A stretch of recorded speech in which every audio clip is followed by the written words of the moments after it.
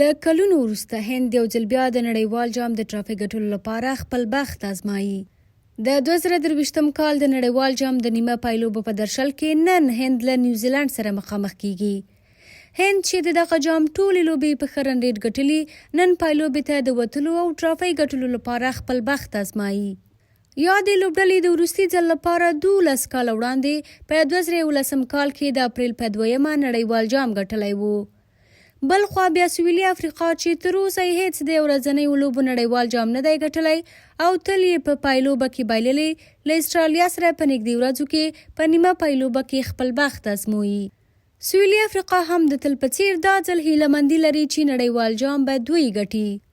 په همدې حال کې استرالیا هم له افغان لوبډلې سره له یوې سختې لوبې وروسته وکولی شول نیمه پایلوبې ته لار پیدا کړي.